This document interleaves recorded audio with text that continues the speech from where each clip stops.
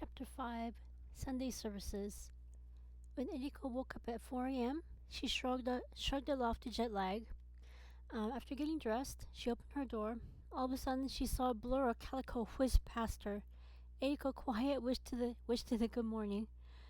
Next, she saw a lady in her nightgown looking for her Scottish fold kitten. She apologized for letting her cat out and introduced herself as Shannon Murphy, the clinic's senior acupuncturist. After she scooped up her cat, she apologized for not introducing herself the day before. She and her husband Elmo spent the day out of town to unwind and recharge the batteries. Eriko waved her concern away, stating that Kim and Peadar kept her company, plus she added she has a lot to unpack as well.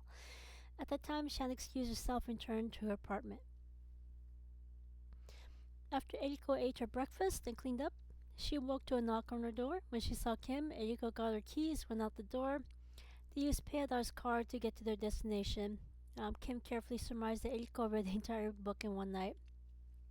Eriko blushed and said that she is working on becoming completely transparent. Kim replied that all children of immigrants are forced to lie because their parents can't accept the truth about their foreign-born children. Eriko replied that they all need therapy, and Kim nodded.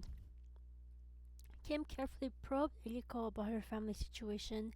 Eriko replied that Kim probably knows everything. However, Eriko carefully talked about her younger sibling. Eriko is certain that their parents meant well. Japan can be quite intense at times. However, moving to another country without doing their homework is ill-advised.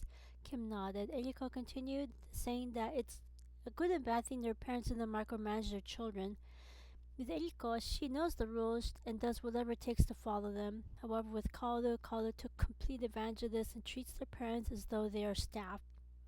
Kaoru did not even take out their own trash until the family had a meeting and decided to temporarily split the family up. Kim gasped and immediately covered her mouth. Eriko nodded. Kim carefully said that parents try to not make the same critical mistakes their parents have made. Eriko added, the parents make new ones, and Kim nodded. Okay, so let me scroll down here.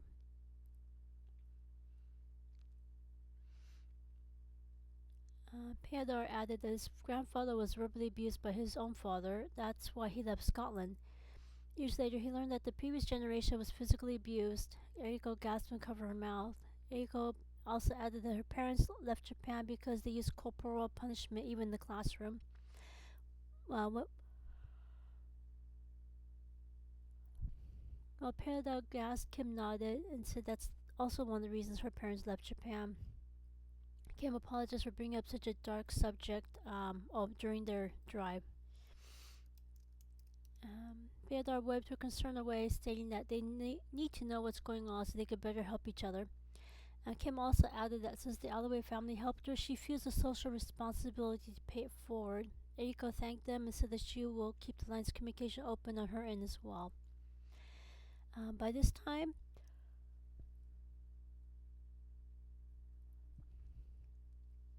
Peadar drove into the parking lot of the temple. Upon entering the temple, he saw the statue of Buddha and saw the priest light up some incense. The aroma throughout the room was nostalgic and calming to Eriko, who hadn't been to a temple in several years. After the priest recited the incantation, he turned around, bowed to his followers. The congregation bowed back. The priest spoke to the followers in English. Eriko took his words to heart. He mentioned that Buddhism is about forgiveness and spoke at length about the subject.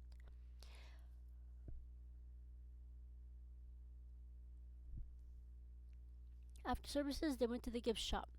There, Kim had Eriko choose her prayer beads. Eriko apologized, saying that she forgot to bring them from her father's house. Kim waved her concern away, saying that this would be a new start for her. After Eriko picked one out, Kim paid for it. Eriko said that she will treasure these beads and make certain to bring them with her moving forward. Kim nodded. Since they had a couple of hours before lunch, they went to the Golden Gate Park of San Francisco. Eriko especially loved the garden, including the Japanese tea garden. During this time, Peadar carefully talked about cystic fibrosis. Eriko stated that she surmised his not shaking hands had to do with him being in the healthcare profession, or nodded. He stated that he wished that they would stop this tradition. There isn't any way to know when's the last time a person washed their hands. Moreover, most people don't scrub under their fingernails. That's where a big chunk of germs reside. Eriko nodded, saying their parents never got used to it.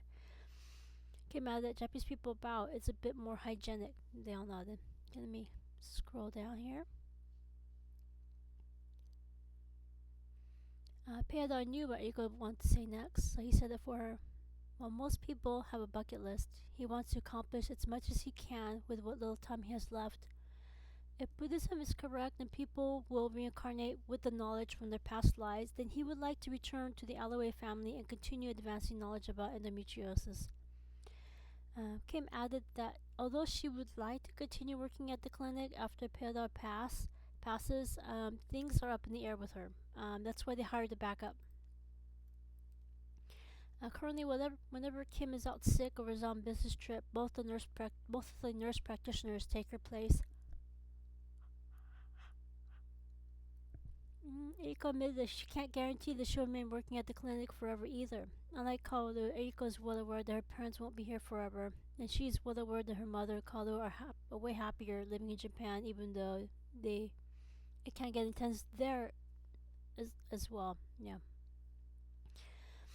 There added that he's looking to hire another backup as well.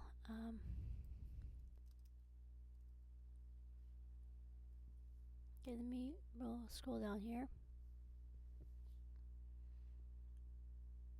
Eriko laughed out loud due to an inside joke. Peadar asked what was in her mind. She apologized and said that although she would like to join the gym, she's intimidated by all the bodybuilders. Kim and Peadar laughed out loud, because they understand. When they calmed down, Peadar said that physical therapy department is growing faster than the other departments. Kim gasped and said that their patients are also expressed concern about the fact that they need more adaptive fitness centers. Peadar had an aha moment. He said that they could make a combo physical therapy adaptive fitness center. That way their patients can get appointments and exercise done in the same facility. Plus, with a physical therapist on site, they can better help patients. Eriko added that even men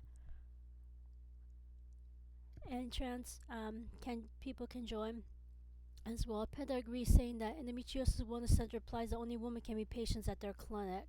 He said that he'll bring that up at the next weekly meeting.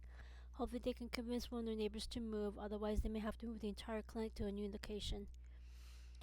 Peadar again iterated that he knew that Eriko was the right person to add to the team. They need input and ideas like these. But this time it was lunch, so they went back to the hotel. They went to the Murphy Hotel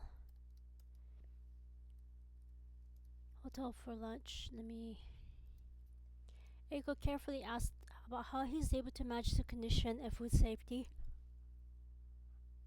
He replied that he has to make certain that restaurants he patronizes are serious about food safety. However, sometimes things slip and he ends up getting really sick.